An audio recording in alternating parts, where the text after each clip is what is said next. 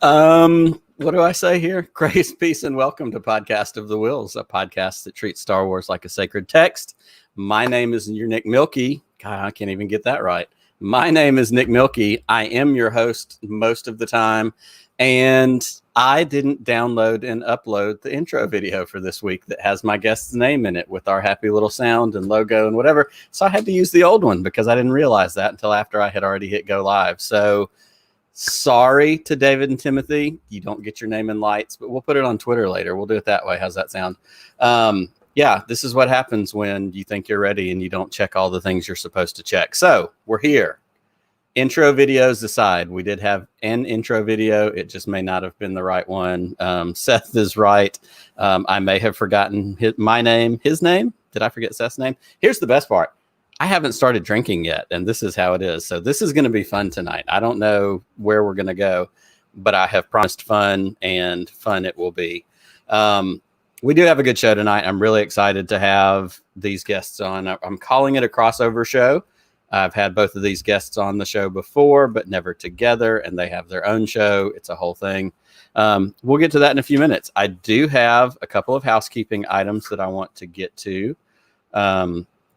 If you will bear with me 1 second as we get set up for that. I was still almost prepared.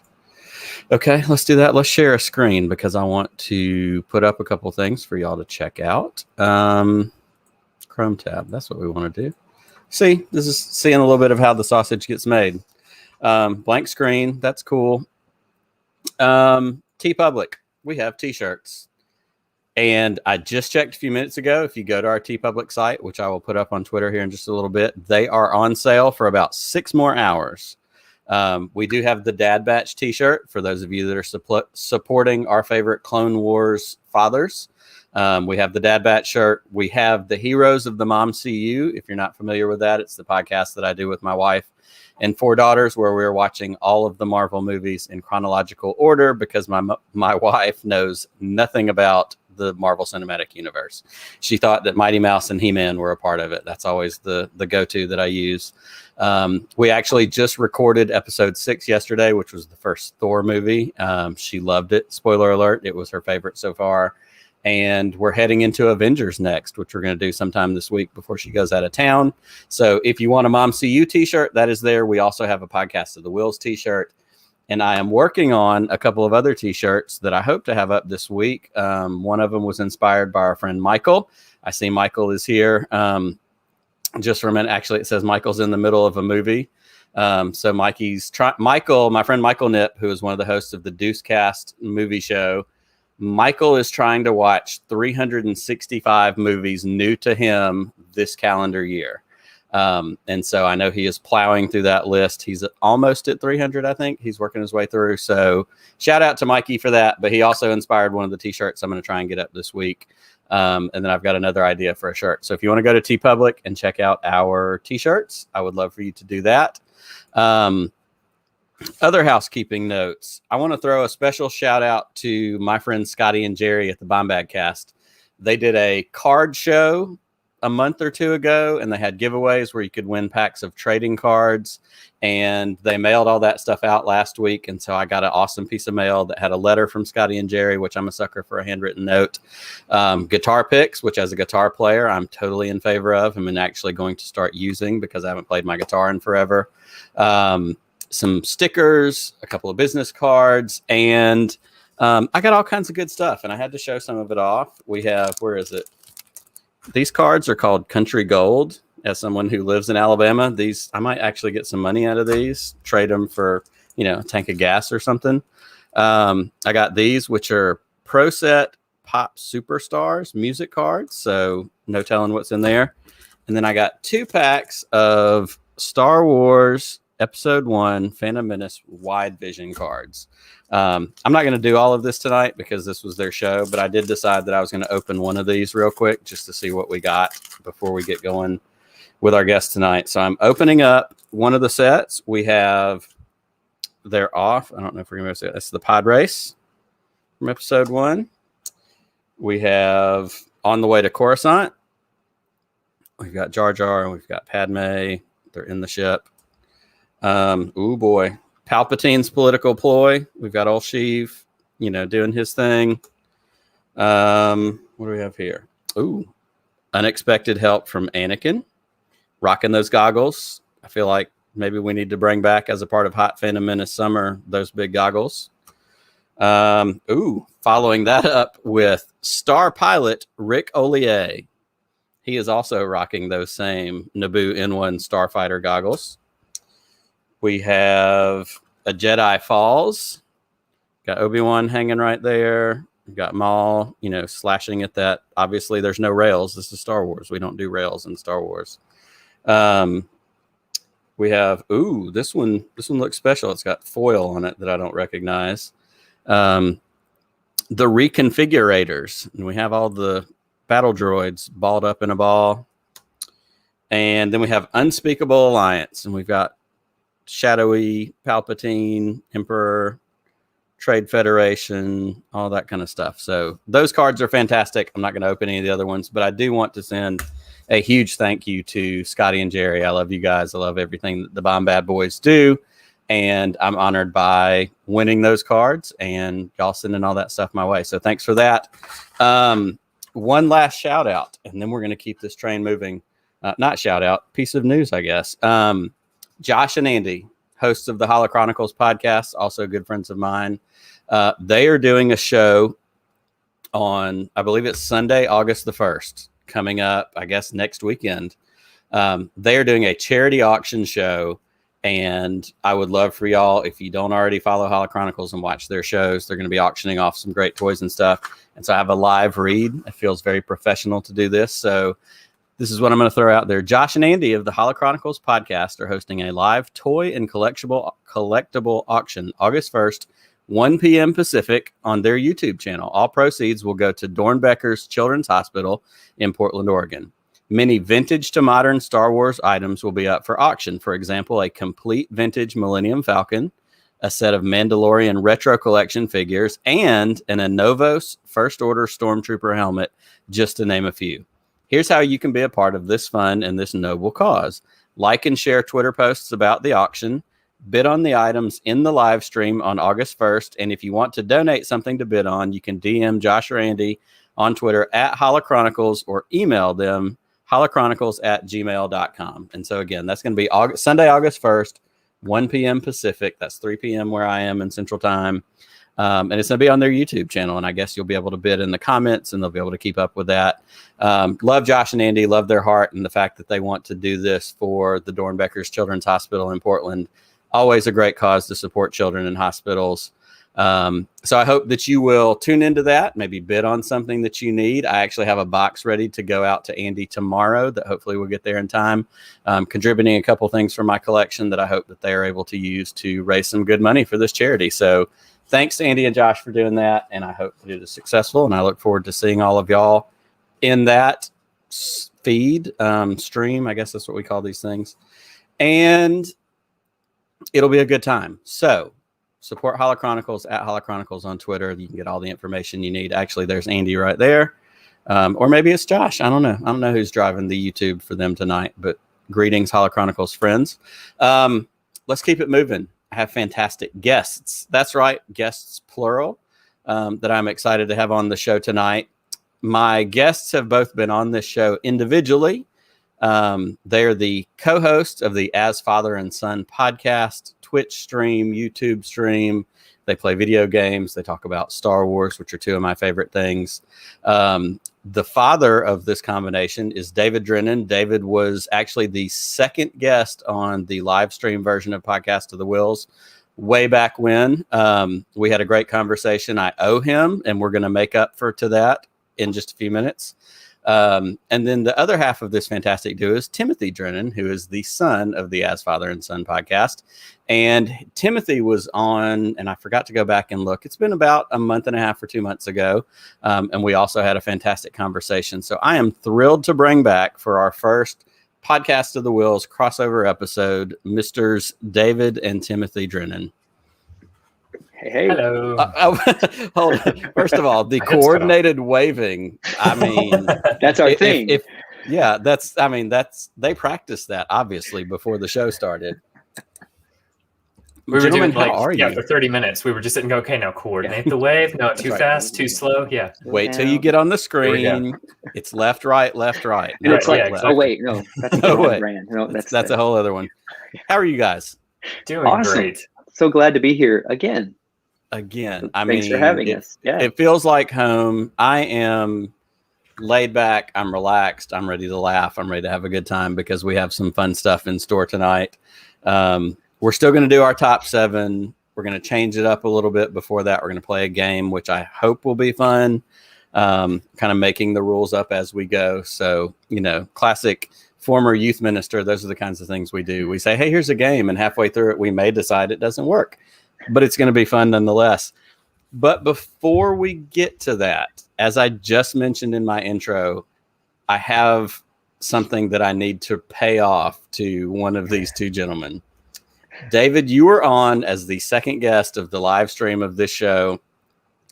And at that point, I had not yet been inspired to try and brand myself as the Stanley Tucci of Star Wars podcasts. And as a result, I did not make a cocktail in your honor, in your name, while you're on the show. I did make one for Timothy. And in fact, I kind of threw some shade at you. I didn't even notice that you didn't make me a drink. I never called it out. You did, because I got a text message when I started doing that that said, hey, wait a minute, I didn't get a drink. Talk about it once a week. That's right. We have therapy sessions about how he didn't get a drink. I didn't love him like I loved you. Yeah, and when Timothy was on, we actually named the cocktail Not Your Father's.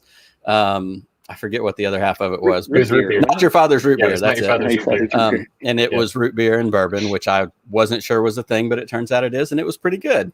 And so we threw some shade at you on top of you not getting a cocktail. So we really do owe you, or I owe you at least, to make that up to you. So we're going to do that tonight. You do get your own cocktail.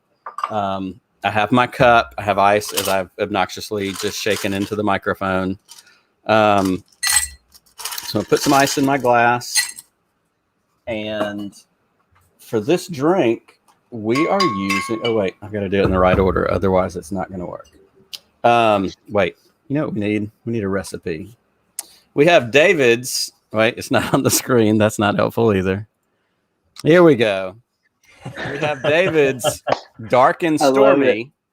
Stormy spelled the correct way for a stormtrooper. All right, we've got a thing in the way here. Let me see if I can fix that. All right. This is David's Dark and Stormy, and it is your traditional Dark and Stormy cocktail. So we've got some ginger beer. It says 4 ounces. We don't do a lot of measuring around here. We kind of roll with it. We'll call that. This is a 6.8 ounce bottle. A little more than half. That'll work. And then we have rum. And I'm not typically a consumer of rum. We needed dark rum. So I have Bacardi Black. Bacardi, call me if you want to be a sponsor. We can make that happen. Nope, that's not what I wanted to do. So we're going to do a pour of rum. Oh, yeah. Get it good and dark. Right. Yeah. And in theory, when you do this cocktail right, you have a little color separation. I think we've got that going on right here. So it's dark and stormy, Han being chased by the TIE fighters. And then we have a lime garnish to go on the side. So I have my drink. So I will, if I may, raise my glass to you gentlemen and say, here's to David's Dark and Stormy. And thank y'all for being on tonight. Cheers. Thanks for having us. And it's really good. I think I got too much ginger beer and not enough rum, but I think that's actually my problem too. So. Yeah, those are minor problems. No, Andy, It's not like Stormy Daniels. Yeah, Andy. always got to have Andy bringing a little bit of that sass to the chat. I don't understand that. That's right. I don't know what's going on here. Oh, we've got some more folks in the chat. So how about that? Shout out to the chat. I see Matthew. I see Andy. I see Pete. Shout out to you guys. Hey, guys. I see JD. I saw Seth earlier. Michael popped in for a minute. So love having our crowd around tonight. Love seeing everybody that, comes and hangs out with us. Thank y'all for being here. If you're listening on the podcast version of this, which will come out tomorrow morning, thank you to you as well. We love you. And we hope sometime you get to check out a Sunday night live stream, because sometimes it's extra visual, and it might be tonight. But I'll try my best to describe the madcap nonsense that is happening here. So, gentlemen, you are here. We are here. We're not going to do our regular traditional interview. I've had you both on. We've talked about your Star Wars origin stories. So let's do this. I'll start with David. We'll give, oldest to youngest, in the father-son realm. That's not a shot at David. What is lighting up your Star Wars radar right now? Is it Bad Batch? Are you reading High Republic? Kind of what's got your Star Wars motor going at this particular moment in time? Both of those things you just mentioned. So okay. I was behind on Friday, so I just watched the recent Infested Bad Batch this morning, and then finished my second read through of Into the Dark by Claudia Gray. So I got it for Father's Day. And so I haven't read it twice since Father's Day. I had actually had it on my Kindle. They didn't know it because I forgot to tell them. But I was actually happy to get the actual physical book, because I love both. I'm like, I got it on the Kindle like immediately. Then when I got it for Father's Day, it's like, oh no, I wanted this. Yes. Definitely. Yeah. I'm going to read it again. And I did. So since Father's Day, I've already read it. And I went over to his house today and dropped it off at his house and was like, you got to read it. So I love Claudia Gray. I'll say this from the get-go. She's my favorite Star Wars author. I do love Claudia Gray as well. And I will admit, I am woefully behind on the High Republic, in the sense that I haven't started on any of it. I know the character names because I'm a part of Star Wars Twitter. I actually have 2 of the books, I think, because at various points they've been on Amazon for Kindle for like 99 cents. And so I've snapped them up, but neither one of them are the first one. And I really do want to do it, in the right order and, hit it in the right way. So I know it's great. I need to Light of the Jedi is really good. Charles Soule, so the first one, I loved it, and so I read them in order. But when I took Timothy this one, he started Light of the Jedi. I don't think he's gotten very much into it, but I told him you could read them a little out of order and with these first 2, because they complement each other, and some things you'll find out in one. But if you find out in the second one, it's okay. It's not like terrible spoilers. So that's what's going on in my radar with Star Wars right now. And just can't wait for all of the things coming to Disney Plus. Kenobi, I'm so excited about that. So yeah, just anything and everything. Feed me. Give me all the Star Wars. I like it. I totally I will agree say with this. Star Wars. I listened to your previous guest, Patrick. And he said something that's so great, and I will just reiterate it because we've said it before, Timothy and I, but it's so much fun to just love Star Wars. It absolutely is. And I want to circle back to that too, because I think that's going to be my second question in this non-mini interview. So hang on to that, because I agree with you wholeheartedly. Okay. Timothy, what about you? What is kind of lighting up your Star Wars radar right now? Is it kind of the same things? Is there anything else? I know you're a gamer. I am. So I am a little bit ahead of you in the sense that, like he said, I started Light of the Jedi, and by started, I mean, I read I think maybe the first 100 pages, and that's it. I've got a week off from work scheduled here in a couple of weeks. It's my first vacation in a year, and I plan to spend a good portion of that time just reading Star Wars. Fantastic. So that's going to be real nice. Mine is, there's not a lot.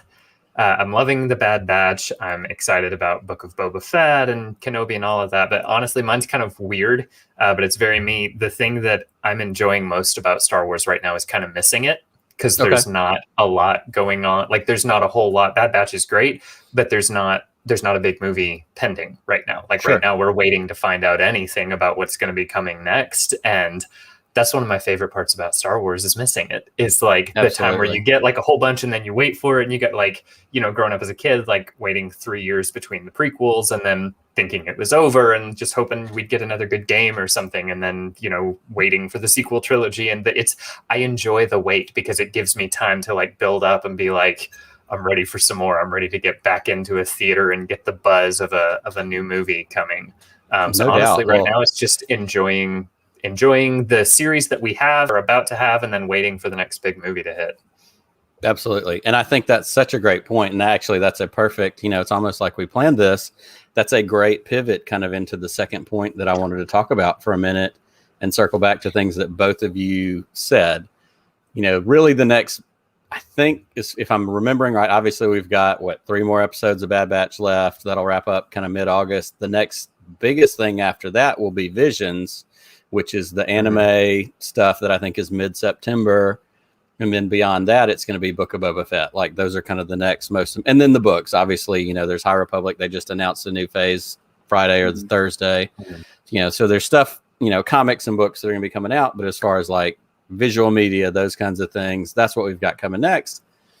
And so I would say 2 or 3 weeks ago, maybe close to a month now ago at this point, David, you tweeted something to the effect of kind of taking a minute to step back from Twitter, from Star Wars, from all of that stuff. And I know you've had home projects, you're working, there's lots going on in real life.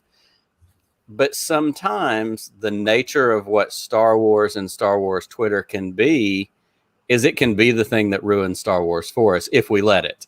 And I loved what you said in that tweet, and I don't remember it exactly, but essentially it was, hey, you know, if you haven't heard from us lately, we just decided, you know, we've taken a step back, we're chilling out, life's happening, you know, we haven't gone anywhere, we're here. And I think that's legit because we do have times, and, you know, this week's episode of The Bad Batch is a great example. You know, it was great. It was not, there's nothing wrong with it, but sometimes automatically, if it's not exactly the cameo or exactly the perfect thing that somebody thought they were owed, then it becomes a fest where we spend 4 days crying on Twitter. It was filler. It was awful. This was the worst. This is whatever. And I'm going, what are we talking about here? Like, it's Star Wars and nobody owes it to you, but here we are getting all of it anyhow.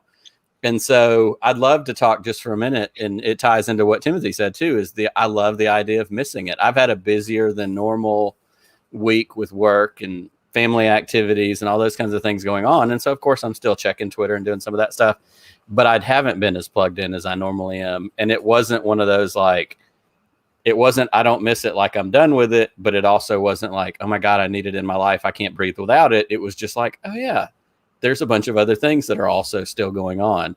David, let's start with you. I'd love to hear a little bit just kind of on your thoughts in general about getting a break from Star Wars sometimes because we love it so much and it helps to feed our enthusiasm with that. Right. So for me, it really was just about stepping away from the mindless scroll that I've heard other mutuals say, you know, you're just guilty of. And I was just doom guilty scrolling. Of I love that. I love that description. Doom scrolling. And so it was less a break from Star Wars because, as I said, I've already been reading and keeping up with Star Wars. It was more a break from the Twitter Star Wars experience that can sometimes become negative. And I was starting to realize I wasn't having fun anymore. When I first got on Twitter, it was fun and just talking about it and getting all of the feedback and getting to know people like you and other people that I've made friends with and even done really cool things with, like start an internet band. You know, that's what this t-shirt is. We can talk about that later. But we definitely will. The Star Wars Twitter experience should be fun and positive. And I realized I wasn't having fun anymore. And to no fault of anyone else's out there, just the unfortunate nature of human nature is that people are going to get, a little back and forth with each other. And and I've dipped my toe into that. And after dipping my toe in, I was like, I got to step back because it was starting to negatively impact me. Plus, as you said, we all have real lives and busy lives, and I had things going on. And so I would check Twitter maybe once a day, sometimes not at all. And I realized, this is refreshing. So I recommend it. I highly recommend just stepping back and not always going into the fray. Now, some people, that's what they love to do. And I'm not faulting anyone for that because, more power to you. I just needed to take a step back. And now I'm realizing, I've kind of missed seeing things. So I've popped on a couple times and seen some fun things and been like, this is fun. I'm going to engage on the fun. And then I've seen some of the usual back and forth with people. And there's always, quote, unquote, discourse. And I'm just like, you know what, scroll past that discourse. And if I wanted to engage, I would. I just don't want to anymore. It became less about enjoying the thing I love, Star Wars, and more about engaging in this discourse. And I didn't want that anymore. I want to enjoy the fun of it and of Star Wars and of being on Star Wars Twitter and talking to people about the great things. Now, it's okay to talk about things that you disagree about. And Timothy and we will engage in that too. It just became more of I'm using this hand sign for those on the podcast, my fingers back and forth, because it just became less back and forth. Right. And I don't know. I wanted to step back. And I've seen other people that I really like and haven't seen in a long time, we're talking about, oh, we're off Twitter for a while. And then they'll pop in and say hi. And I'm like, oh, I've missed you. I've missed seeing you. But now I can respect why they stepped back. You just need to sometimes. Absolutely. Right, And I rambled and rambled. No. And I think that's such an excellent point. And, it's one thing, and we, of course, have talked about this in any kind of fandom, but for some reason, Star Wars tends to bubble to the top as far as being really bad at figuring out how to do it. It's one thing to have a conversation about how you wish the story went one way and I wish the story went one way and Timothy wish the story went another way, and absolutely on the other side of that coin being ready to like burn my house down because I'm so mad about it. Like that's where, I part ways. And I said a long time ago, like if I ever reach the part where Star Wars makes me angry in real life, like it's time to go. Like it's not time for me to be here anymore. And so I totally agree with you. And I'd love to hear, Timothy, what are your thoughts, kind of in this same boat? Because you said exactly the same thing, being excited about missing Star Wars, which that doesn't have to mean Star Wars Twitter, doesn't have to, it could mean a lot of different things to a lot of different people. But, tell us some of your thoughts about that. Yeah, for me, well, like the last time I was on the show, I was in the middle of constantly streaming. Like I had been making a point to stream at least like 3 times a week at night. Like you commented on that. And my late night video game therapy. Right. Yeah. Yeah. And then all of a sudden, like I had been working my way through one game and I finished that and was like, oh, I'm going to start another one because I was absolutely loving it. And I just got tired because like I work a full-time 40-hour-a-week job, and then I come home, and my wife and I run a company out of our house, and most of our work is on the weekends, so I don't get days off where I'll come home and I've got at least half an hour of work that I'm trying to do to help her out, like at the end of the day. And we've got a 1-year-old, and so I'm just tired. And it's like the first week it was like, oh, I'll do it next week, and then the next week it was like, I'll do it next week, and then after it was like, honestly, I think I need a break. I think I need a break from the streaming and and I miss it. I do. Like, I want to be able to get back to it, but life has to, first off, like life has to be able to I don't want to say get in the way, but it's okay if it does. And then also same thing, like constant fighting on the internet is not what I'm on the internet for. Yeah. Like Star Wars is the thing that brings me joy. And, to the point you made where like, if it ever comes to the point where it's not, like something's wrong. And it's exactly that. Sometimes the discourse, the conversations get too much. And for like, I'm very much to the best of my ability, like a peacekeeper personality. Sure. And so I'm not even going to engage most of the time. There've been a few times I have, and every single time I've regretted it. And so I'm like, I'm just here to have a good time. And if I'm not having fun, then what's the point of this? Because Star Wars is supposed to be the thing that makes me happy. That's right. Yeah. And I will say, and I'm probably the in-between between you guys and some of the people who maybe like live for, what we used to call a good old fashioned flame war, either on Facebook or Twitter. And it's back, they said this, and I'm waiting with my next response. Like, I used to really be into that stuff, like 2008 to like Facebook and political things. Like I was just cranked up, ready to let somebody have it. I'm getting older and I'm realizing that wears me out for reasons doesn't need to wear me out. But even with this stuff, like I do have moments where I'm like, I'll screenshot something and send it to one of my other Star Wars podcast friends or something, like, can you believe they said this? Or can you, whatever. And I do. And I have thoughts and feelings about some of that, but I'm also going, but what good does that do? And it's the difference between like saying it to a person and directly one-on-one, hey, did you see what so-and-so said?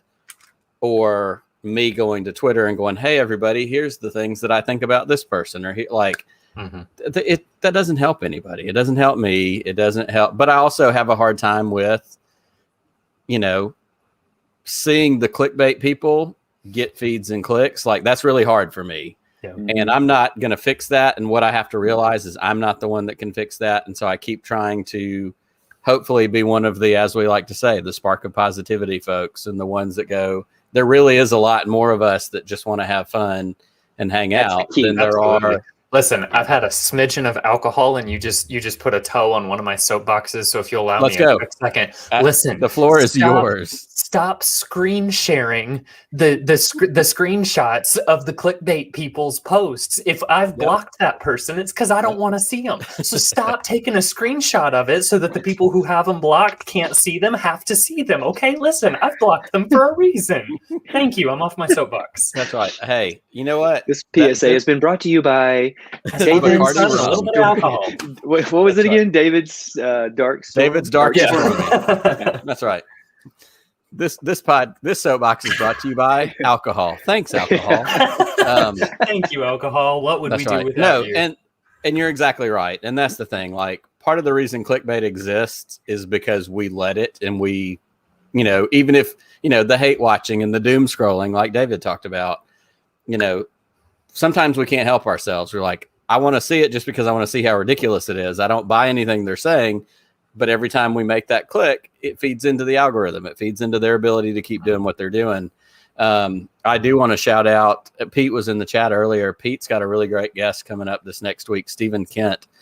Stephen Kent is a political commentator who typically is a little bit right of the middle. Fox News, has been on a bunch of different stuff, has a podcast called The Beltway Banthas that kind of connects Star Wars and politics. And they had a really great conversation that revolves certainly around, the ways we connect politics to the real world and Star Wars and all that. But they even, get into a little bit, the fandom menace and some of that kind of stuff. And even somebody like him, who may have different political ideals than I do, he was like, that's ridiculous. Like, why are we feeding that? Why are we, so I encourage everybody to check that out when it drops on Tuesday. It's a great conversation. But I'm with you guys. Like, as much as sometimes, if I've had, one extra drink or somebody catches me in the wrong end of my day, I might want to get cranked up. But I really have tried to reach a point in my life where I go, what is this going to help if I jump into this with both feet? Or what am I really doing here? Does it matter? Does it help? Is it helpful or is it harmful? Stopping, asking those questions, and then going, it's Space Wizards for kids. What are we talking about here? Like, that's the bottom line.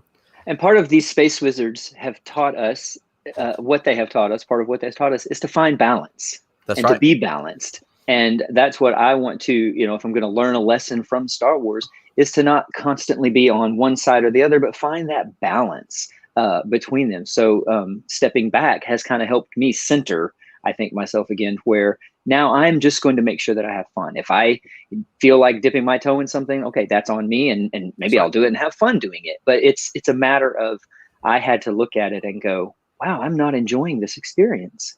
And I should be here to enjoy it, to talk with guys like Pete, who you mentioned, who I enjoy talking Star Wars with and music with, and you and other people, Scotty and Jerry, those kind of folks. Cam Ray, one of my favorite guys is Cam Ray, and he is so hilarious. And when I did dip my toe back in this last week, he popped out a beautifully hilarious video that made me go, that's what I'm here for. So thank you, Cam Ray. Shout out to Cam. He may not be on, but if you see this later, man, you're making my Twitter experience positive again. So that's right. Well, and if Star Wars has taught us anything, also talking about balance, it's the fact that balance includes recognizing the correct points of all sides of an issue. And so, like, if you look at the prequels, the whole point of the story is that the Jedi were kind of wrong about some stuff. Now, I'm not saying that means we all need to start going and murdering younglings, but, that's the other extreme here. But, like, the idea that only one thing is right all the time is antithetical to what Star Wars has to say. Is like, everybody can be wrong about something. You got to learn what you're wrong about, learn from your mistakes, and learn to, again, achieve balance, which is sometimes going to mean your opinions or the way you can talk about things can almost be contradictory. But if you've achieved balance, there should be a little contradiction. That's because that's an ebb and flow. Balance is a constant thing. It's not just you stand in the middle and you're just there and you're just right all the time. It's, I'm kind of thinking this, and now I've learned this. Balance and you're done. Balance is an ongoing state of being. And then there's also that little thing about Sith and absolutes that you just kind of glazed right over as well. It's not just one thing or another. Right. And I want to give you guys a little tiny spoiler about the High Republic.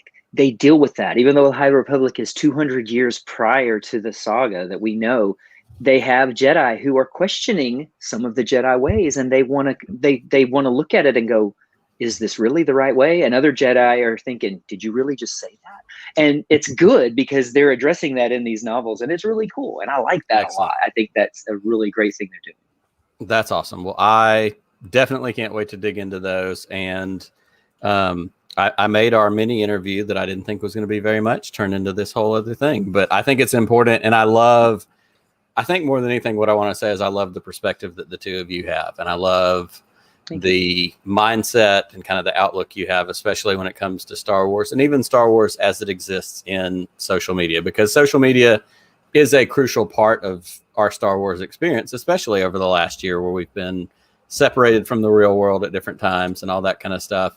And so I admire that positive, outlook that you have, the ability to recognize sometimes, hey, it's time to take a step back. Like we all, the fandom as a whole, need more of that. So kudos to you guys. And thank you for being an example, because like I said, sometimes I get a little too amped up and need to just cool my jets a little bit, as my dad would have said. And I like what Seth says right here. He says, balance is a journey, not an accomplishment. And that's exactly it. We're always seeking balance. It's going to be a part of our journey, whether we're Sith, whether we're humans that go to work at companies, whatever it is that we do. It's not something that we get to achieve and we're done. Balance is an ongoing thing that we always have to be mindful of and work towards. And I love that. So thank you, Seth, for your wisdom as well. So if we can go from the sublime to the ridiculous, we're going to play a game. Part of the whole crossover deal that I was excited about and something that I wanted to try is we're going to play a game. Let me get my screen shared back up here. What we're going to attempt to do, and I think, gentlemen, do you both have a writing utensil of some sort that we can utilize? Well, here's what happened when I looked off to the side earlier. It's because I forgot to grab this giant thing, which is the only whiteboard we have. This is about the size of this is the size of two of my computers. So I'll just be writing on the side and kind of holding it up here. Perfect. That was my wife bringing it in because I called her like 6 times to see if she had her phone on her in the living room. I forgot something. So that's amazing. Shout out to her for bringing this to me. Yes. Shout out for sure. All right. So here's what we're going to do. We're going to play, and I have to put this up because, again, I did spend a tiny bit of time working on some of this. We're going to play Star Wars Know Ya Boo. For any Parks and Recs fans out there, Tom tries to go with, I call this game Know Ya Boo. We're going to call this I Know Ya Star Wars Boo. I wanted to come up with a newlywed game kind of type of game for Timothy and David. What does he mean? I want me to be their boo. Sorry. That's right. That sound bite of him singing the "Wanna Be Your Boo" song gets stuck in my head all the time. That's right. And the puppy dog, the sad puppy. No. So we're gonna play a game. We're gonna kind of go through it newlywed game style. I'm gonna ask a question, and you are each going to write down on your dry erase board of choice the answer for the other person. So like if I say, what is your part? I'm saying your partner because I couldn't come up with a good middle ground for your dad or your son without having to say your dad and son every time. So if I say, what is your partner's favorite Star Wars movie? David's going to write down what he believes Timothy's favorite Star Wars movie is. And Timothy's going to write down what he believes David is. That's not one of them. That's just the example. Dang it. And in-game angel in the chat already, shouldn't it have been no Naboo? I've totally missed an opportunity. Good. So shout out to you. Hat tip. Yes, I didn't get that completely right. So let me get this out of here, and we're going to do this banner style. To say I do know my dad. That's right. Well, he's of a certain age, so the odds that it's not ESB would be. I mean, that one's mine too, in all fairness. Oh, there we go. Yeah. There it is. There we go. ESB. Oh, there's a nice glare. There we go. Yeah, it is. Yeah, this is really going to mess up the camera. First question. We're going to jump right into this, and I'm going to try and figure out. I think this is probably the best way for us to do this. All right, your first question is, who is your partner's favorite bounty hunter? I don't have any fancy 70s game show music. I wish I did, because in my little photoshopped picture, I did have a Bob Barker microphone. But we're going to give them just a couple more seconds And when you're ready, I'll just kind of recognize on screen that you're ready. But the question is, who is your partner's favorite bounty hunter? So it looks like we're about there. Looks like David's ready. Timothy, you ready? All right, so we're going to flip them around. David, you go first. Who did you say Timothy's favorite bounty hunter was? I got to get this right. Oh, he said Din Djarin. Timothy said Boba Fett for David. David, is your favorite bounty hunter Boba Fett? It was, and so I'll say yes, that's correct. But I think mine might be Din Djarin too. All right, and Timothy, was yours Din Djarin? I think mine might eventually get there, but actually mine is Jango Fett. Ooh. I started to write Django. Dang it. But because I know you love that old game that you just started recently again, but I wasn't sure if you like loved him as much as you loved, like, I know the Mandalorian has, well, okay, I was wrong. I'll just move on. Well, we're gonna call that a point for Timothy and not a point for David. That's how this goes. I'll take it. So, that's right. All right. Let me get back to my banners here because this is where the answers are. I could put it up on the screen. That'd be helpful. All right. If your partner could live on one Star Wars planet, what planet would they choose to live on? And I'm definitely not going to hum the Jeopardy music for our fine listeners and viewers at home. Gosh, if your partner could live on one Star Wars planet, think about it. What planet would they choose to live? And that's the fun in this. And I've already found a hole in the way I did this game, but that's okay. Pete, take notes. You know what I'm talking about. That's right. There's a lot of planets. There's a lot of options. I'm pretty sure I know what mine would be. I would just say mine would be Naboo. That whole Italy mountains lake thing. I always say all the time, all the women that I live with love the beach. I could care less about the beach, but give me the mountains and the lake every day. So like Naboo, Italy, that would work for me. So that's mine. But this isn't my game about retirement planet. That's right. That's where you want to end up. All right. Yeah. So Timothy, we'll go first with you this time. What planet do you think your dad would want to live on? Endor. Ooh, okay. David, is that correct? No. Where do we go every year for the vacation, son? The beach. Give me Scarif. Oh, Scarif. Take Scarif, man. All right. That's so, fair. David, what would Timothy's planet of choice be? There it is. Naboo. Timothy?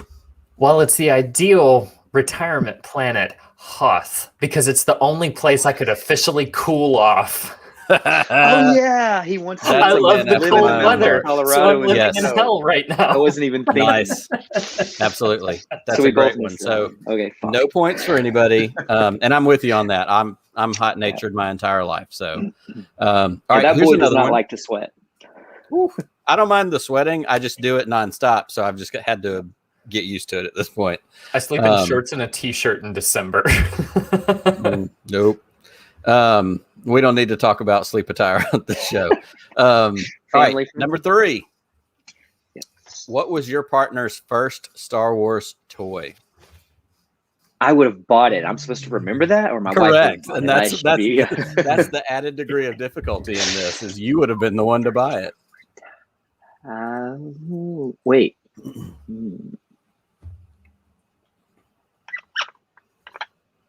And I have to shout out again, my buddies Pete and Jerry. I was crowdsourcing questions earlier, and Pete threw this question out there, and I said, no, it can't be a fact question. It has to be like a.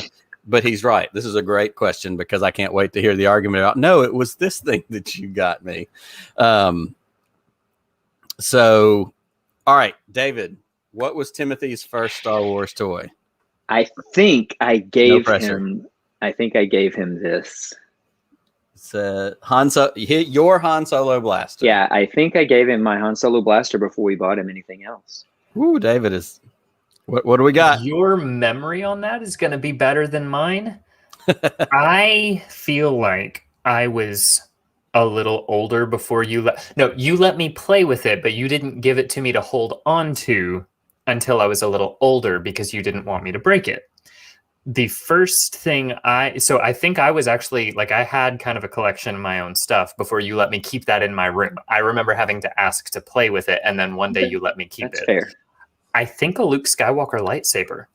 There was my birthday. If I had to pick one, I think the Return of the Jedi green lightsaber may have been the first And I almost erased and put just lightsaber because I remember that like being the biggest thing you would have wanted. But I thought I gave you the blaster because really it wasn't about breaking that one. It was already broken. If you recall, I had it like taped together with like clear tape. You know what? We're gonna give him this one. We're gonna give him this one because it was the action figures that you. I'm not going to have the ability to have a real memory of that, so we'll trust his judgment on this. And as the person who's most directly connected to this, I yield the floor to you. So no problem. All right, so Timothy, what was David's first Star Wars toy? It says Han Solo Blaster. I'm going to say yes because I know I got action figures, but that was like the primo most important thing in the world for me to get. And if it wasn't the Millennium Falcon first, I really do think it was. It was either going to be the Falcon or the blaster, but you've got that picture of you holding the blaster at the camera when you're a kid with your little belt around your shirt, like I used to do. Because I feel like that predates you having anything. Yeah. I was posing like the action figure that had it, or maybe the blaster box had him. Yep. So yeah, I will give you that one because that's probably right. That's fantastic. Well, and I just have to say, because again, it's all right here at arm's reach. That is also me. Yeah. This is The Empire Strikes Back when I know I had the Star Wars one, but I recollected this one from eBay years ago. Still makes the horrible noise. Yeah, mine doesn't work. Is that what it was supposed to do? Yeah. Oh, yeah. Oh, that's amazing. It's just a little motor with a plastic tab that touches the gear, and it just hits the gear over and over and over again. So this, which I got a steal of it on eBay for like $15. Love it. It worked. Actually, this is the Jedi one. And I was gonna say, because yours has the orange trigger and the tab. Mine, they were still black. So that's right. The Star Wars ones were all black, and so this one has the orange tab and the trigger.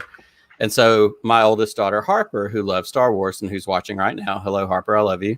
That was always the thing where she would come out and she'd want to play with it. And she's been Han Solo all these years in a row for Halloween, and she always wants to use it. And then we're walking around neighborhoods trick-or-treating. I'm just on edge going, is she going to drop it? Is it going to be a thing? So last year, I think, for Christmas, she got... This is the one from Star Tours from 96. Excellent. So it is still borderline, and it's not quite as high pitched as the other one. That's right. It makes its own version of a noise, but also somehow I've now ended up. So now I can dual wield DL44s for I love it. Whatever I need to blast, but it's out here. So I had to throw that in there because that's such a great one. So all right, back to the game. Did we each get a point on that one? Yeah, I think so. Yes, we both. You both get a point. So you're tied up at 2. No, wait, that's not right. No, I'm winning. I think he's ahead of me. Yeah, he's winning. It's 2-1. Timothy's up 2-1. Next question. Question number 4. What would your partner say is the most underrated Star Wars action sequence? This is way out there. This is tough because I have to think of mine too. I've got to come up with what his is going to be, but also I didn't say I wasn't going to make you work for this. What are you talking about? All right, you're gonna have to give us a second on this, man. That's right. You've got a second. I'm making another drink, so everybody's fine. You want to make me one? That's right. I'll come run over there and make you one while y'all are thinking about that. While you're making a drink, just a reminder to everybody: check out the TeePublic store. Get you a Podcast of the Wills T-shirt. Podcast. What's it called? Mom CU Heroes of the Mom CU T-shirt. You can get a Dad Batch T-shirt and and you can get mugs and stickers and phone cases. There's a pillow on there. One of you sickos orders a Podcast of the Wills pillow. 1, I want to know about it. 2, we're gonna figure out some therapy. I want one of those. That's right. I'm gonna have to end up footing the bill for some of that therapy. That's what I think. That's good. Are there throw pillows? I don't want to sleep on it. I want something to. Oh no, yeah, it's like a good square throw pillow kind of deal. Yeah, you're set. And it's on sale for the next 6 hours, so you're in luck. All right, do we have answers? Timothy, you still look like you're uncertain. I'm good. Okay. All right, so let me get back to a bigger version of the screen here. All right, Timothy, what is your dad's underrated Star Wars action sequence? Knowing how much you, this has almost become your, Star Wars happy movie, I would say in Solo, the Kessel Run. Okay. which I may have misspelled. That would That's be my right. vote for like an action scene that doesn't get talked about enough because it's fantastic. Yep. And I feel like if you had to pick an underrated one, that would be my vote for yours. Outstanding. I can say that I would very much appreciate that, but that's not what came to mind. Okay. And maybe I'm not really getting what underrated means, because maybe this is overrated. But for me, nobody talks enough about in Star Wars when Han runs around the corner and he's screaming, chasing stormtroopers, and then he comes around and there's like, and then he's like, oh no. And nobody talks enough about how hilarious that is. That's one of my favorite Han Solo moments, is because he's just blasting down. Han related. Oh, for sure. As a kid, we'll give you credit for that. Yes, as a kid, I absolutely gravitated to that moment where, he's coming around the corner, they freak out, and then he rounds that next corner, and there's like 40 guys there, and he's like, "Oh no!" Like huge. And so in the original, not special edition, there wasn't as many guys, and I will say I like the special edition treatment for that one, because when there's that much more, it's a room full. It makes it even funnier that he's just like, makes it that much. What better. have I done? Yeah, agreed. So we're gonna call that no point. Timothy, it's a good effort, but no point. That's okay. The judges rule. So all right. So David, we'll get you up here full screen. What is Timothy's underrated action sequence? Luke facing down the First Order with the Last Jedi with only a laser sword. Oh, he didn't say what's my favorite scene. He said what's an underrated one. No, that is arguably my favorite scene in all of Star Wars. The shot of Luke with just the robes billowing in the wind, facing down the walkers, I think is the time I have felt watching Star Wars like, I will never get more from Star Wars than I'm getting in this moment. And that's why I feel like you would think it's underrated. Because to me, nothing gets better. I like how you're lobbying for this, David. If I had to pick an underrated one, and I think I saw someone's comment pop up with this. It's the Obi-Wan and Jango Fett fight on Camino. Yes. In the rain, with the Obi-Wan loses the lightsaber, and he's like hand to hand with this guy in Mandalorian armor, and then they fall off the thing, and it's pouring rain, and he's got to use the Force to like do the swing. All I love, so like Attack of the Clones, I would put on a loop in my room when we had it was one of the first DVDs we ever owned, and I would put it on a loop and just skip to the action scenes and just watch all of them. And I love that, because I would watch the speeder chase, and then you don't get much else until that fight. So that was always where I would kind of like kick off just watching the fight scenes in my room as a kid, was watching the Jango and Obi-Wan fight. And I love that fight because it's so good, because he loses the lightsaber almost immediately, and then he's just got to like hand to hand this guy in a giant suit of armor. I love it. Excellent. So yeah, and that was Seth who said that, a fellow Arkansan. So, you've got that going for you. So Arkansas appreciates Attack of the Clones. Exactly. No point. So what I'm going to say, the judge's ruling is that you did say that you like the Jango Obi-Wan fight, but your reasoning and your dad's reasoning with The Last Jedi, and you're right, nobody talks about it enough. I'm going to call that a point for your dad, because that makes it tied up 2-2 going into the last round. Got it.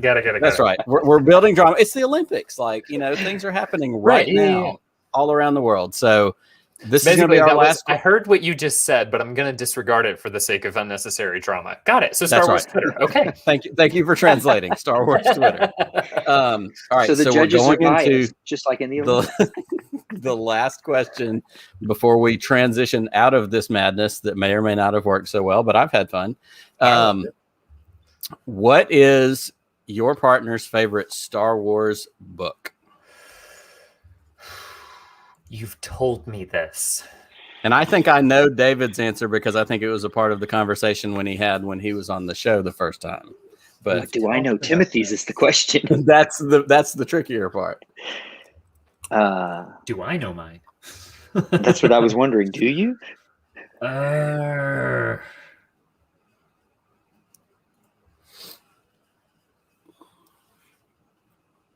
Oh gosh, I think I know, but I'm trying to remember the name of it. If I get the series of like what the story's about, is that good enough? That's right. We can get you in the neighborhood. That's right. Again, this is like whose line is it anyway? The rules are made up and the points don't count. So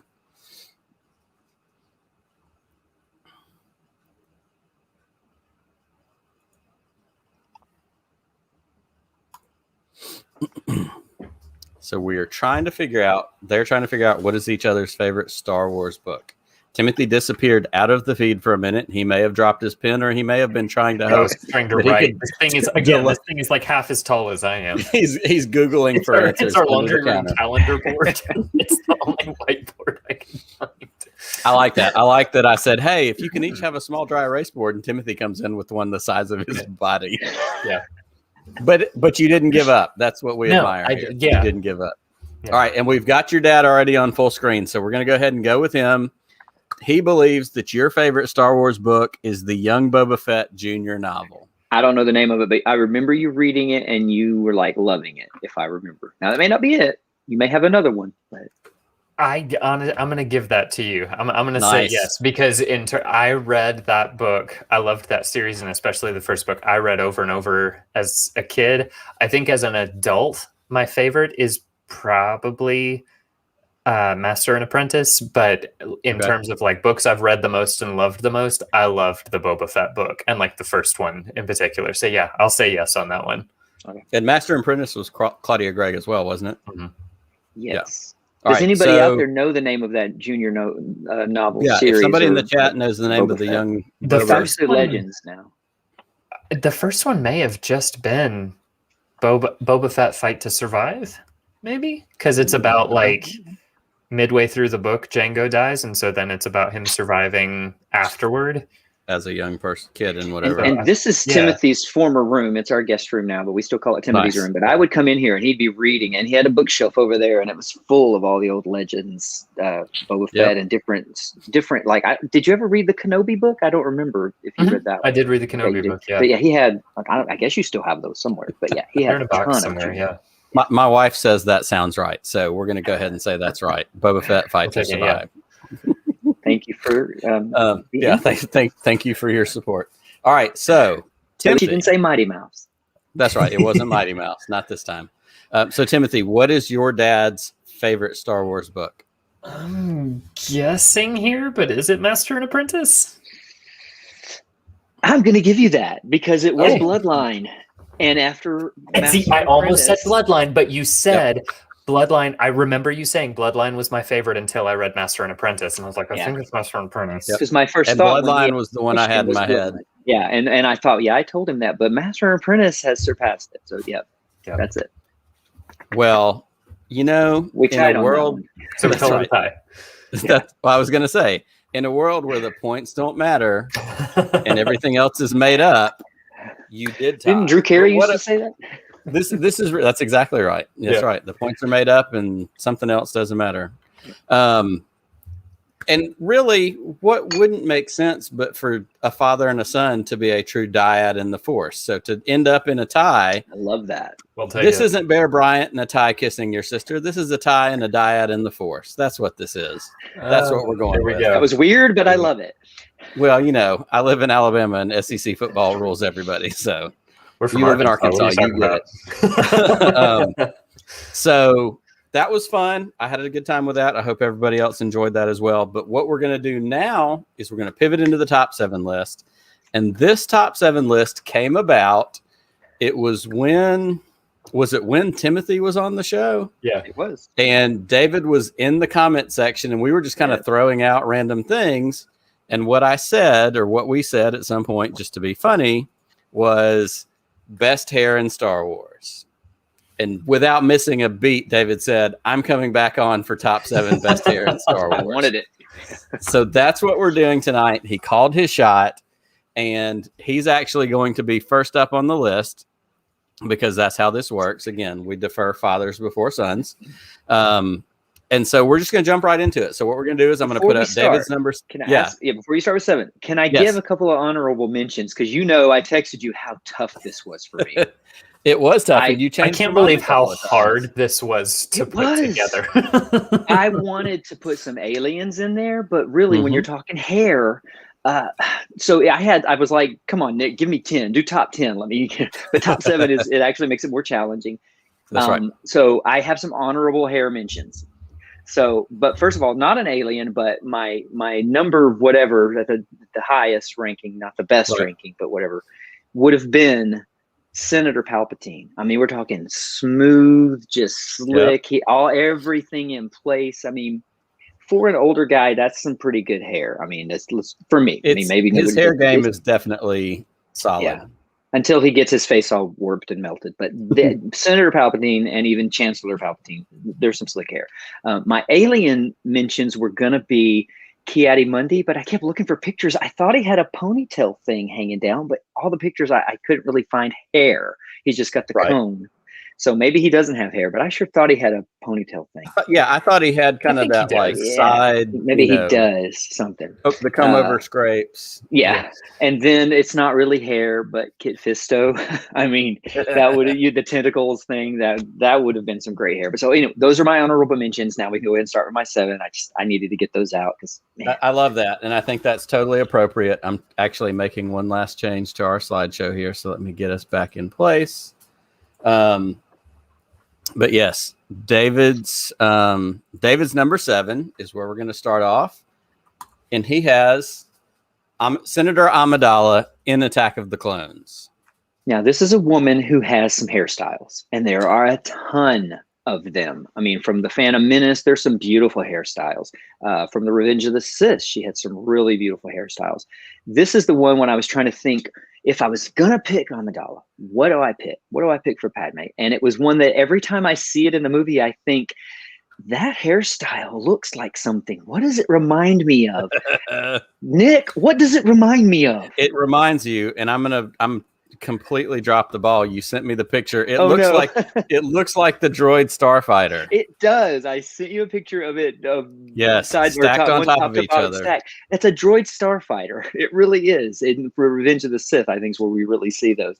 Or a TIE fighter, but it kind of has the TIE fighter. Yep. And it nods a little towards Leia's buns. But that right there, every time I would see that, I'm like, that's a spaceship. I mean, even the little thing on her forehead, that's like a spaceship. So it's a Star Wars spaceship hairstyle. It was fantastic. And I failed you in that because as I was putting the slideshow together this afternoon, I thought I need to text him and ask him where he wants me to plug this in. And I totally didn't do it. So I don't know if it'll work, but let's see if I can just show you my phone that I sent you. That's right. Let's get you up here full screen. Hang on. Where is he? There is he.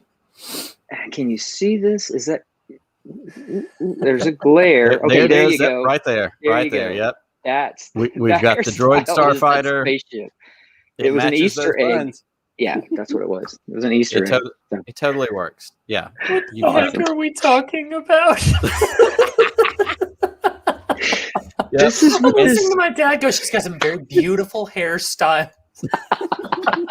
Well, hey, if anybody's going to understand hairstyles, y'all are going to be the ones to be able to understand hairstyles and handle this whole thing. Sure. All right, so Timothy, you're in the driver's seat now with your number 7. You had Cal Kestis.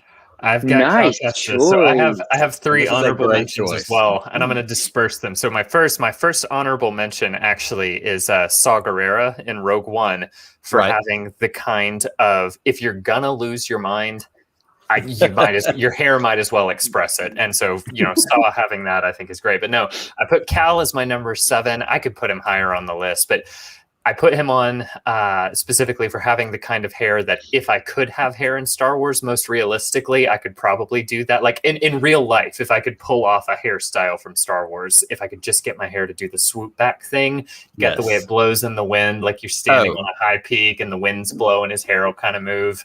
He's got a very sleek hairstyle, and it's super cool. And I wish I could get my hair to look that cool. It is. And having only completed the main storyline of that game within the last few months, like there are some really solid kind of hero moment scenes where he's standing there and the wind is blowing that and some of the hair is flapping. Like when I got your list and I saw this, like, oh, this is an excellent choice. Like I hadn't considered Cal.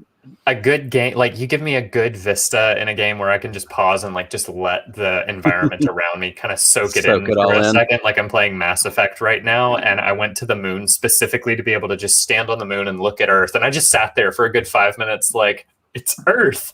Like I don't know why, but no, like I would definitely just stand, like get him up on a high point and just let the wind hit his hair and just watch the way they'd animated it to flow. It's perfect. For sure. I could not agree with you more. So that is an excellent number 7. So David, As we get to your number 6, you have Obi-Wan in Attack of the Clones. And every time I see this picture, all I think about is the meme that we've seen a million times on Facebook where people think that this is a picture of Jesus and it's on some grandmother's mantle. Yeah. I almost chose his hairstyle from Revenge of the Sith because it's more getting closer to the Alec Guinness and he's more refined and all. But I love all of the versions of Obi-Wan's hairstyle. I love the Padawan hairstyle, the spike and the braid all. But when I was thinking of hair, I mean, that's probably a wig. Let's just be honest. But it's awesome. That is really great Obi-Wan hair. And when the scene Timothy was talking about when he's fighting Django and it gets wet and it's just I can't do long hair. I just can't. But if I could, give me that right there. Well, and I can't do it either. I think that I believe in my soul. I believe that's his real hair. I should have never said that. That was sacrilege. I shouldn't have said that. That's right. Well, listen, now I can say that was actually he was going to be my number one honorable mention. And my specific note having him as the honorable mention was solely for confusing grandmothers everywhere.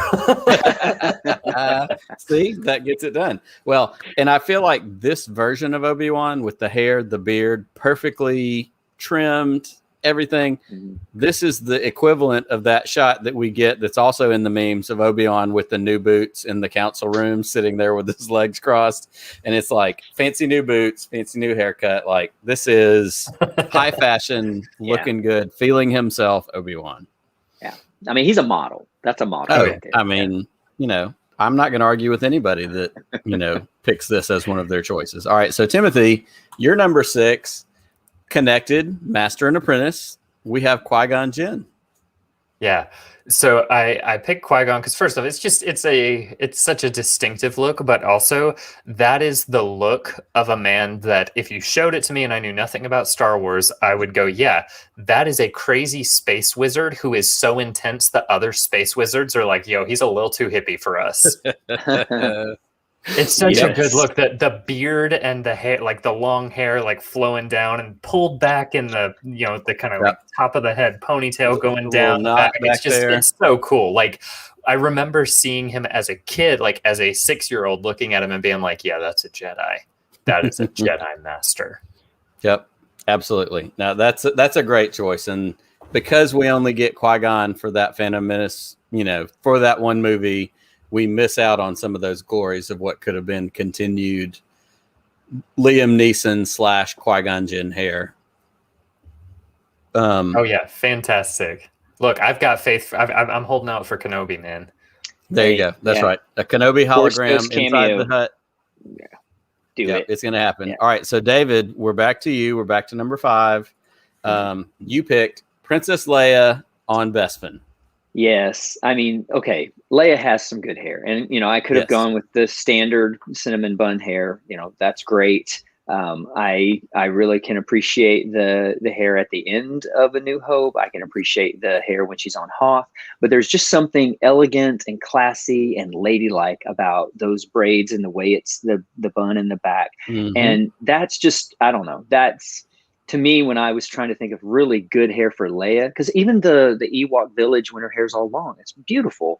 But there's just something about that look right there. And there's the scene when Han is standing over her and he kisses her on the forehead when the background on Cloud City and all. And there's, she's wearing that and that hair. But also it's really special to me because of this right here that I have had since, I don't know, since 1980. And, unfortunately they couldn't really capture the hair as well, on That's this. Right. But, this is special to me. There's a great story behind this girl. So when Timothy, we were talking about giving him the gun and playing with stuff, when he was really too young to have even seen Star Wars, and he had probably 2.5 to 3, maybe. Nice. And I thought, Timothy, come here, Dad's got something for you. And so I have this box full of action figures that somehow made it. The same shoebox from that is the same 1995, yes. which is with what Timothy's little boots. Yeah, whatever. So, but yeah, I was like, you can play with these. I came in and Leia was broken into pieces on the floor. And thankfully she snaps back together. But I was like, you know what, son? We're going to buy you some action figures, and this is going to go in this little box.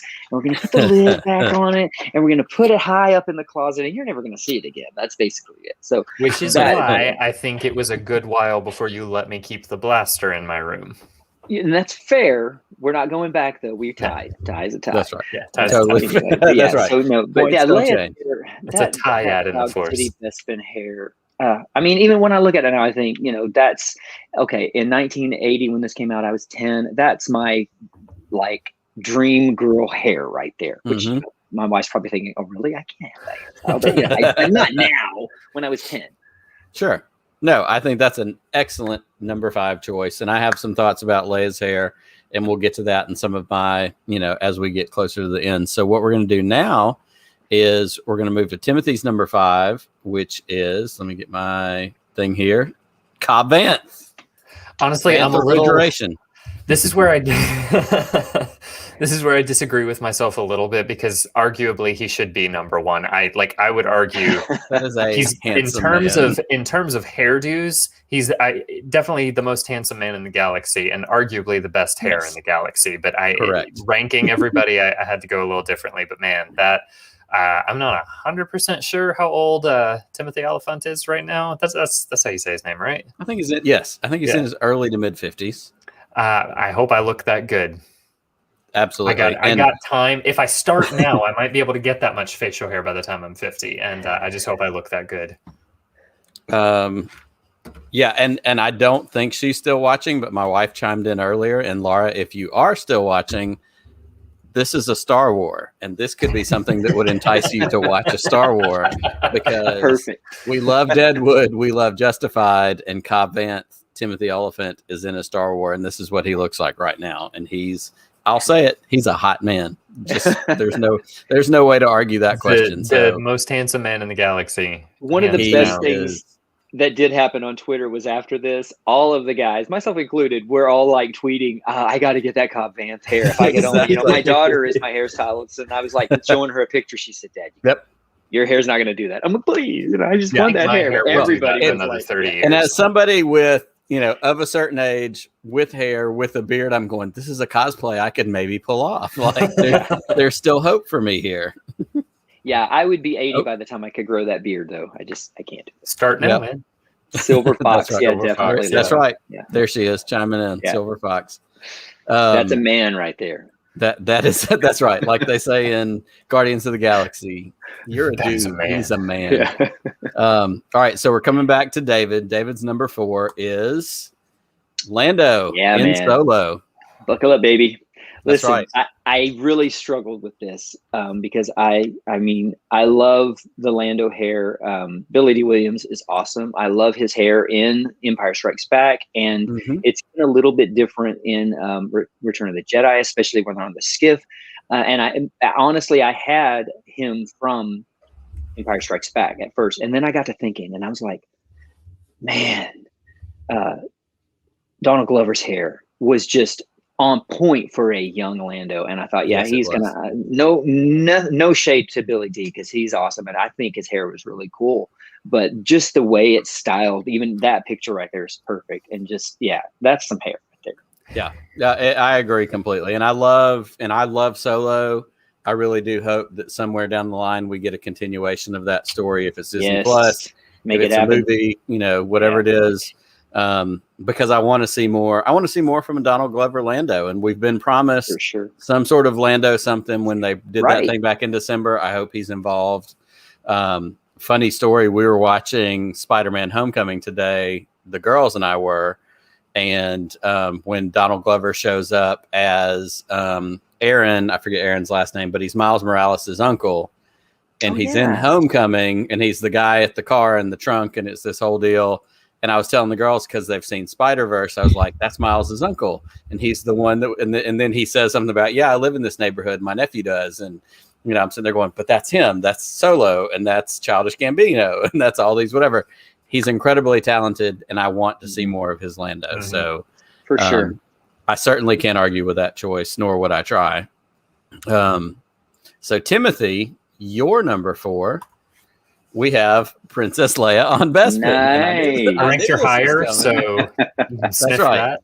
That's right. Yeah. Dad, take that. Yeah. No, honestly, all the same reasons. Like I couldn't not put Leia hair on this list because like Leia hair started the hair in Star Wars thing. Exactly. But no, I like that. That's my favorite look because it's the most practical, I think. Like realistically, like yeah, she lands in this city and she needs to show herself like to people like as hey, I'm somebody important, but also like I've got to be able to run just in case. And like that's a good. It's such a solid look, and like the braids running down. The other thing, and this will come into play, I think, on my next one as well. But like it looks Star Wars. Like that just looks like Star Wars here, and I love it. It's such a good look. And that's a great point. It really is, and especially with. So there it is. Yep, there she is again.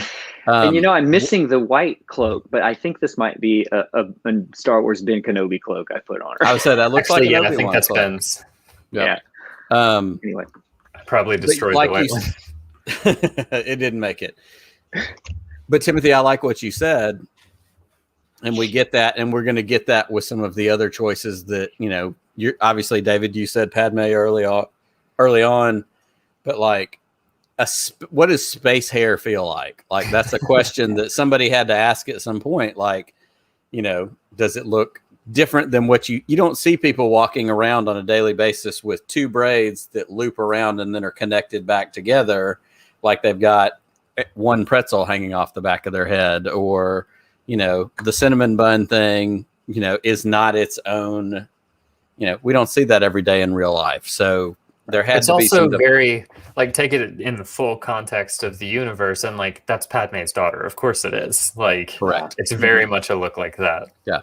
And when I was searching for the hair for my own reasonings, it was so funny. I kept finding videos of girls like tutorials on how to get that hairstyle. It's correct. Great. I love As I was gathering images for all these different slideshow pieces, half the things that showed up on the screen were how to get Rey hair, how to get Padme hair, how to get Leia hair. Like that was all. And again, I live in a house with 5 women. Like I'm going, maybe we need these. Maybe we need to make some of this. So, so that's a great number 4. We've got a little bit of father-son synergy, just, numbers apart. So David, for your number 3, we have Kylo Ren in The Last Jedi. I know Laura hopefully is still watching because we have some Adam Driver stuff going on as well. So yeah, I almost chose Kylo Ren / Ben Skywalker from The Rise of Skywalker, but I just kept looking when I was looking at images, thinking it's just there's something really special about the look in The Last Jedi. And I mean, there's something cool, especially at the end when he is Ben and he jumps and he comes and he's with Rey and he's holding the blue lightsaber and he's fighting the guys. But that Kylo Ren hair is, I don't know, it's just on point. Yeah. It is. And it's like you said, it's a part of that whole look because he's got the scar, even if the scar magically moved from where it was in Force Awakens a little bit. It is its own, it's a whole vibe, as the kids would say. So everybody looked their best in The Last Jedi. Yeah. Last Jedi, Jedi, Ben Skywalker. I meant Ben Solo. Sorry. That's okay. Yeah, we knew where you were coming from. Yeah. Laura says Adam is my only weird space friend for life. You'll see the thing that Adam Driver has a cologne now. Yes, he does. I showed it to my wife, and she just kind of pauses for a second and goes, Yeah, you laugh about that. That's likely to end up in my house now because my wife loves Adam Driver that much. Sweet. All right, we're all getting it. I would need that. That's Will right. That make me a man? That's right. Is that what it takes? Is that what I need? All right. So number 3 for Timothy is Rey, as we kind of hinted at a little bit. And I picked this image with the triple buns because I feel like that's a very Rey hairstyle. I don't know how much she varies from that through these 3 movies, but give us your thoughts on Rey. It's like it actually, it's so funny because like she does keep the triple bun, but it is different just a little bit in each one. But like from the first time we saw her in a trailer for The Force Awakens, it was like immediately it's like, yeah, that's a Star Wars character. Like, I don't know what it is about it, but that's a Star Wars character. And like everything, it's just such a distinctive look. And the fact that she even though like the look changes and then the throne room fight, it's completely different, but like that's her look, and it's so distinctively, it's something she's chosen. And then like if you want to get real deep, which I could go real deep into the weeds here on like the Rey Skywalker and choosing her identity and being who she chooses to be and all that, like that's her thing, and she keeps that thing from Jakku to the end of the Rise of Skywalker, and that's part of her. That's something she has chosen for herself that's unique to her, and I think that's why I love it so much, because it's so distinctive and such a part of her person, in the same way where like Leia having all of those crazy hairstyles was kind of her thing, in the way that it was for Padme too. Like the guys kind of grow their hair out, like the long-haired shaggy guys are just like, I've grown my hair out because I didn't get a haircut and it's cool and I sympathize. But like she did this distinctively, and it's such a good look. And like you see it and you're like, yeah, that's Rey. I love it. I'm really proud of you for doing this. Rey didn't make my list, and it was tough. We talked about it at the beginning. This was so tough. I wanted Rey on my list, but I had for this to be as difficult as it was. It really was.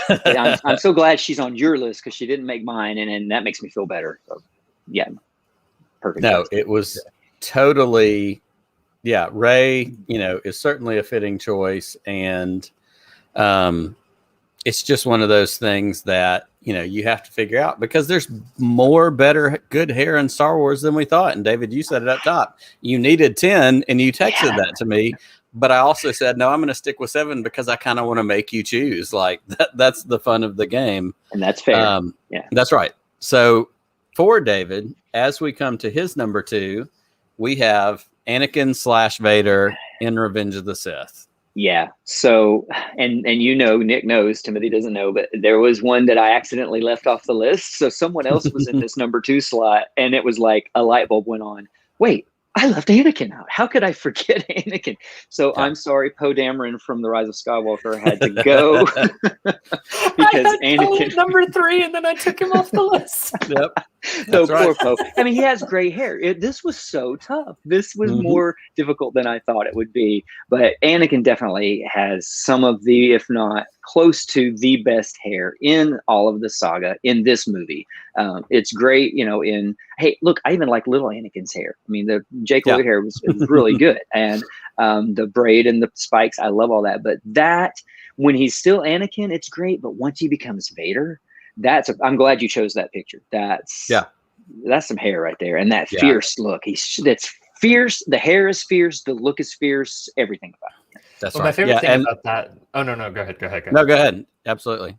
I was going to say, my favorite thing about that look with that hair is when he stands silhouette, his hair makes the Vader shape. Mm-hmm. Like it turns, if he's wearing like in his Jedi robes, like he's got the Vader helmet shape is made by the hair. And that's great. Yeah, it flares out. It's a great, surely it's an intentional choice, but even if it's not, it's just perfect.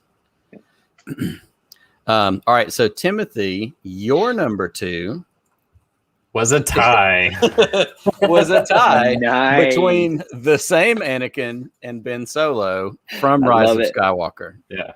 So it's so funny that you said you took Poe off, because my other honorable mention was a tie between Poe and Cassian from Rogue One, for just having the disheveled, I woke up like this and I'm ready to save the galaxy look that's just so like suave and also messy. It's great. But no, I had to put both of these on here because when I was 12, I decided to grow my hair out to look like Anakin, because I was growing up with the prequels and loved the 12, 13 and wanted to have the Anakin. And there are pictures somewhere of me just having hair like down past my shoulders, like super long. And the women in my life won't let me bring that back. But if I could I've tried, I've gotten almost, because see, the problem is I've got my sister is the one who does my hair, and honestly, like right now, it's about to the point where I'm not allowed to tell people she does my hair because I'm not accurately representing her work. She's very good at what she does, and I'm overdue. But I've gotten to the point almost where if I could get her on board, my wife would just about be on board if I could pull off the Ben Solo look. And what I love about Ben having that look too is it's a callback to Anakin. Like, it makes you feel that Anakin look, and he idolizes Vader, and there's the whole family legacy thing. But it just, again, talking about like Star Wars looks, Rey having such a distinctive look is so such a Star Wars thing, and then Ben just having that long, shaggy Skywalker man / Solo man hair is just, that's who, like, if I could have a hairstyle that I could pull off that I truly just want. I hate getting my hair cut, and I don't know why, but I do. And I love, like, my sister does a great job, and my hair will look great when she cuts it, but I'm always just like, I just want to grow it out really long. And the women in my life won't let me. That was a Freudian slip. But if I could, man, it'd be the Anakin Ben Solo look. I don't think anybody would argue with that. That's a good head of hair right there. Yeah, I agree with you. And I've had this thought before. And of course, quarantine over the last year while we were all home, I went like 13 months without getting a haircut. It was certainly the longest time I'd ever gone without getting a haircut. Didn't get anything close to this. And I don't have like the wave in the body. Like, I end up looking like I belong in a metal band because my hair is just straight and whatever. But again, I didn't get in. It wasn't nearly as cool as I thought it was going to be going 13 months without a haircut. I just kind of looked crazy. Well, I now know that I missed Timothy's number one because I told Nick that I was 100% sure it was going to be Anakin. Yeah, when you said that earlier today, I was like, ooh, no, he's definitely wrong, because I knew this is what you were thinking number one was. He did call his shot, and I wasn't going to call him out on it, but that's okay, because now we are heading into number one. So we're going to jump to David's number one first, and David's number one is Han Solo in Empire Strikes Back. Look at that beautiful early 80s feathered hair glory. Yeah. See, so the Han Solo hair from the Star Wars A New Hope, gray hair. Return of the Jedi, I like it. But this defined 10-year-old David's hairstyle right here.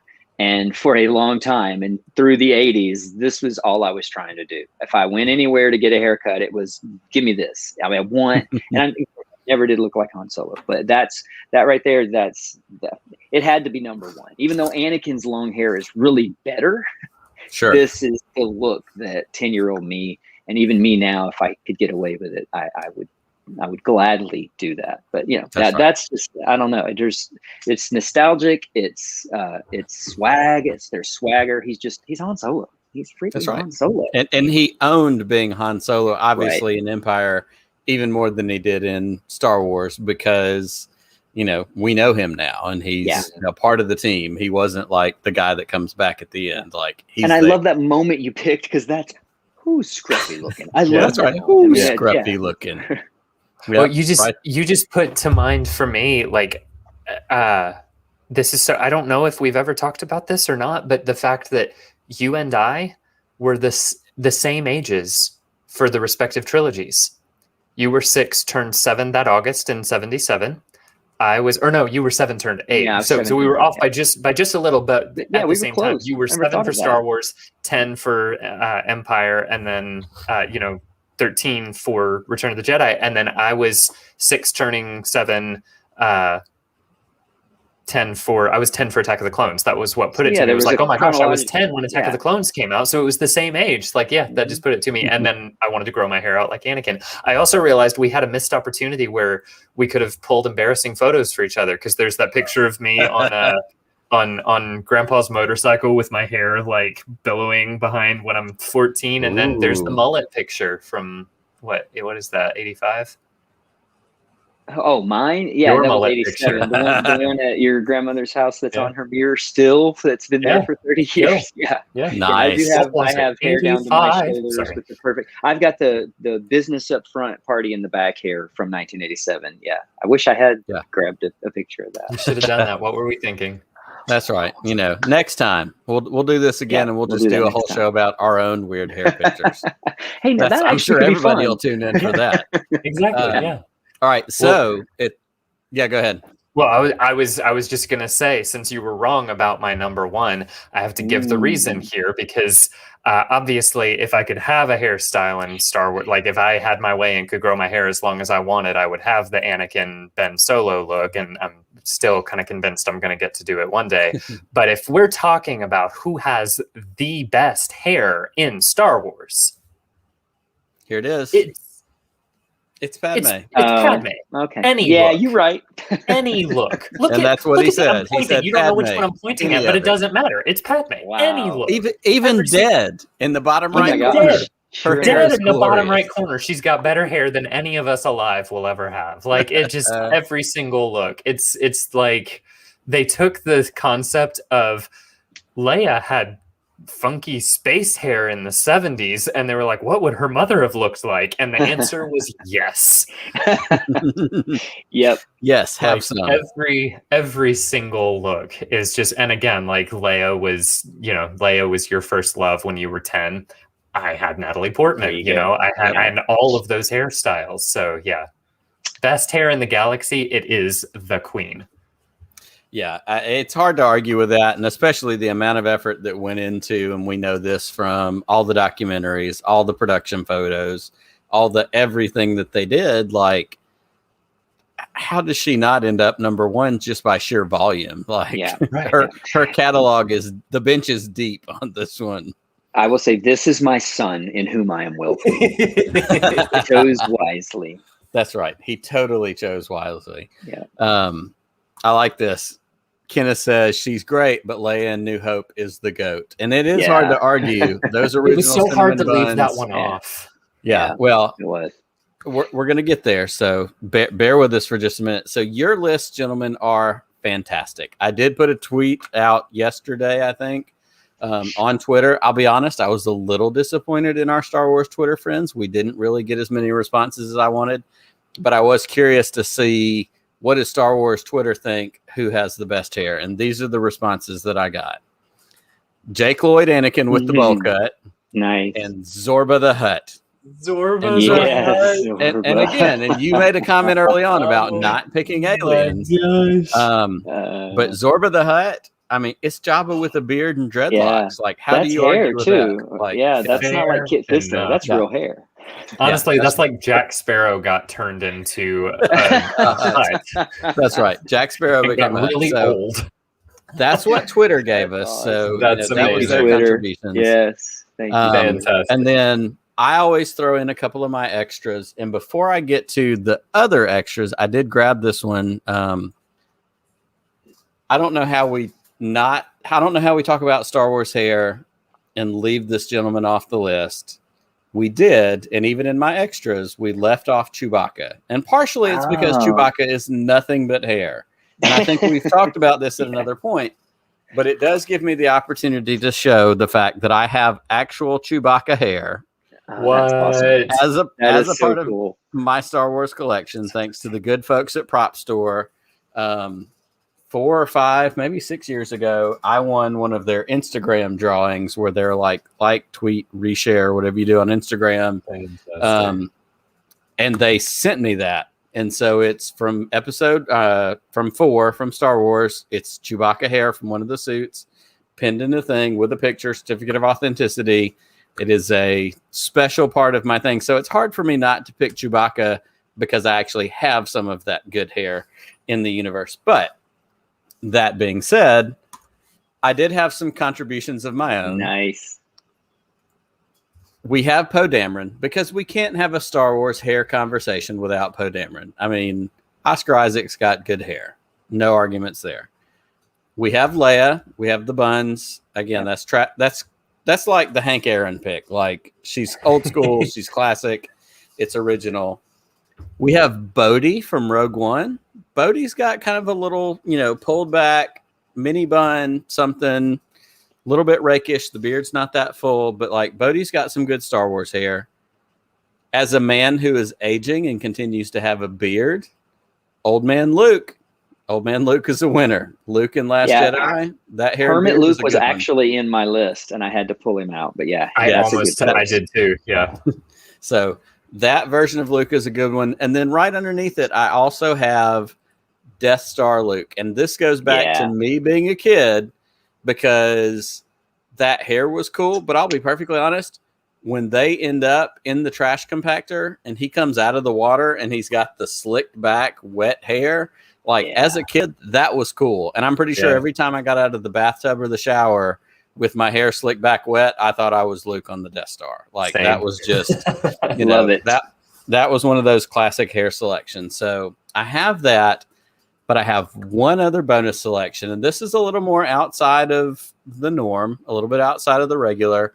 I guess this would be Legends at this point, the way it goes. We've heard stories of Darth Plagueis. I don't remember specifically what Darth Plagueis looks like from comic books, drawings, whatever. But there's another Star Wars Jedi that needs to be called attention to, and it is definitely Darth OMGus. Oh, good. I love it. You did pull the picture. And this may or may not have been a little bit of coordination between Timothy and Timothy's father and I, and we have to give the side by side. Yes. Let me bring it Because back, here's the man. deal. Timothy, as a senior in high school, working on the Anakin hair, you're pulling it off, my friend, and that's what I need to hear you say. Oh, my wife. I need you to hear me say Bring it back. You're making it happen, and it's working. Listen, let me just give me that length back, and I'll style. I didn't style it. I was definitely like just shower, shake my head, and I was done. Like I'll style it now. Just let me bring it back. That's all I'm saying.